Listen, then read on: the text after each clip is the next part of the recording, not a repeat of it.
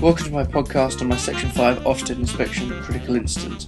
Now for this podcast and reflective account, I'm going to be using John's model of reflection from 1994.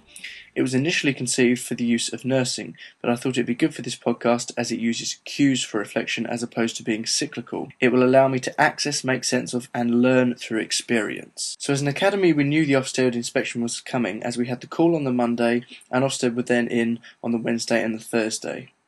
We had an advisor in to help us through the inspection named Sid that provided us with an evaluation schedule that set out exactly how to act when being inspected. The school was described as being on parade, on show.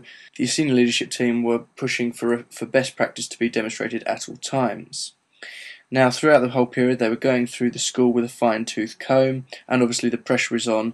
People were, obviously getting a little bit stressed. Now, they dropped in my lesson specifically on the Wednesday morning with Year 11 on the first morning, and I'd obviously had all my data prepared, and I was ready for them if they were to be in. And they did come in, so they came in for about 10 to 15 minutes, scrutinised the lesson, sat there and did an observation, looked at the data.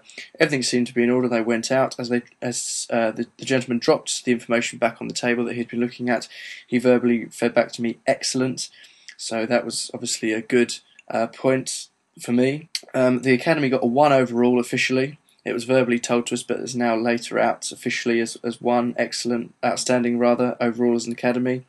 Certainly an extremely nerve-wracking experience, but certainly a milestone in my teaching career, as I'm certainly going to have more of them as I progress through. So the reason now to reflect on this is to access, make sense of, and learn through and from the experience, just to get as much as I can from it.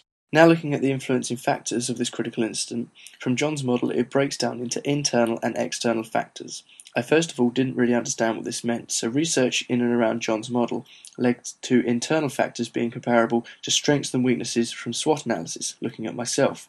External influences being comparable to the opportunities and threats from SWOT analysis with regards to my surroundings. Now the internal factors, as a positive, was the professionalism demonstrated. Getting the day job done that is driven by the goal of attainment of students and their progress equaling, obviously, good learning, driving that forward. The negatives was obviously nervousness, which can be a double-edged sword as it can also bring focus as well as perhaps detracting from actually what's supposed to be getting done. The external factors that changed things were, as a negative, other members of staff bouncing stress off each other around the staff room. Everyone was really getting everyone worked up a little bit.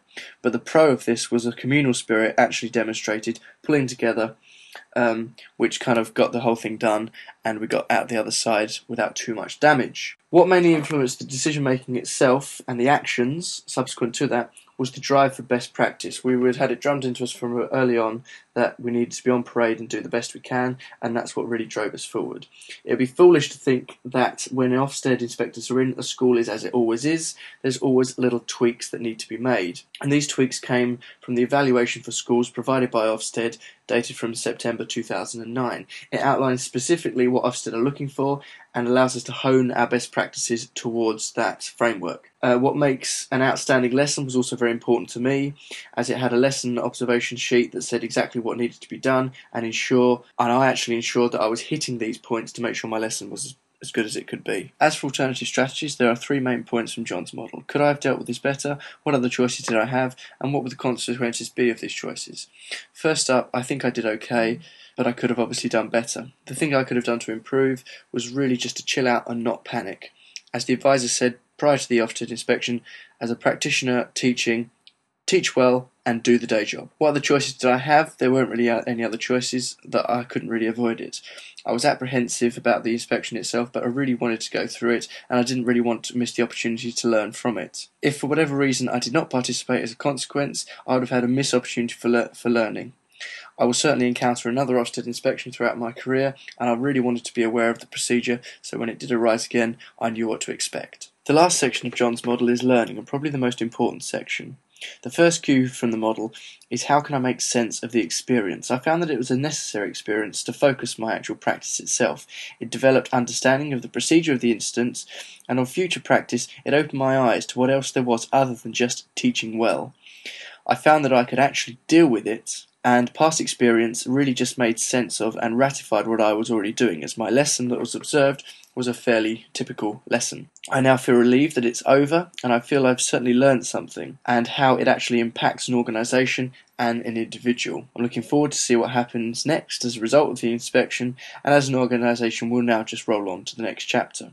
During the inspection itself, the holidays were on the week after the inspection itself, and it added an end goal and gave a light at the end of the tunnel, as it were. How it has changed my practice, it's given me perspective, and the evaluation schedule and the enforcement of that through the inspection has honed my practice.